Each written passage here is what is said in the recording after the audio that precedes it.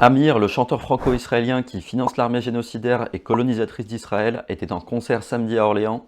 Et ça pose quelques soucis. Il y a un mouvement de boycott autour d'Amir, notamment d'Urgence Palestine. Tout le monde est en train de crier à l'antisémitisme et aux atteintes à la liberté d'expression. CNews, Le Figaro, même Rachid Dati. Avec Info Gaucho, on va pas jouer à ce petit jeu-là, donc on s'est rendu sur le terrain pour recueillir l'avis des fans d'Amir et l'avis d'Urgence Palestine qui s'était mobilisé ce jour-là. Allez, let's go. Je sais pas si vous avez vu, juste là-haut, il y avait des drapeaux palestiniens. Je sais pas si vous êtes passé à côté. Non. Il y a une mobilisation. Il y a des gens qui sont venus protester. Qu'est-ce que vous en pensez de tout ça? C'est nul parce qu'il faut pas tout mélanger.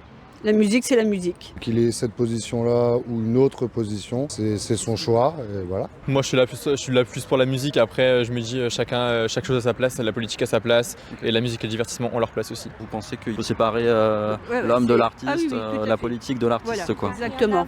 Ça n'a rien à voir. Oui, il a des paroles qui touchent tout le monde, qui appellent l'amour, qui appellent la bonne humeur, alors que lui finance même une armée qui tue les Palestiniens depuis 2 ans et depuis bien longtemps. Qui participe à la colonisation Et qui depuis. participe à la colonisation depuis des dizaines d'années. Vous évoquez quoi le fait qu'il soit en soutien d'une armée qui a des mandats d'arrêt internationaux? C'est compliqué parce que t'as envie de te dire, t'as envie des deux côtés. Après, il a peut-être ses raisons aussi. Après, c'est pas forcément le top, mais je peux pas dire non plus qu'il a tort non plus. Même s'il soutient l'armée dans ces conditions-là, en ce moment, ça vous va, quoi. Moi, ça me va, oui, ça nous va. Ils ont le droit de pester leur mécontentement, c'est tout à fait leur droit. Là, il demande l'annulation de son concert ou de son boycott, en fait. Hein. Ça sert à rien.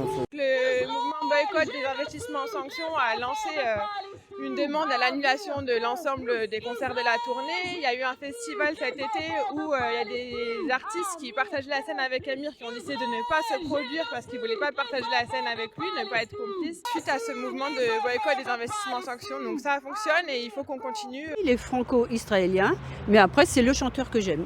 Et quand le chanteur bénéficie d'une visibilité publique et que justement ça permet de financer Israël. On ne joue pas plus que ça quand même. Lui, il défend la cause, mais voilà, il ne fait pas apparaître. Et je suis contre les gens qui sont contre lui, justement. Le monde est fait de plusieurs personnes, de plusieurs ethnies, chacun a une position. Il y a du bien, il y a du mal dans les uns, dans les autres, et c'est comme ça, il faut que tout le monde puisse vivre ensemble. Il a le droit d'apporter son soutien à n'importe quelle religion, n'importe quel pays. On vient voir Amir, on vient voir l'artiste. Okay, mais on pense éventuellement, c'est sûr, à plein de choses qui ont existé par rapport, lui, à sa religion.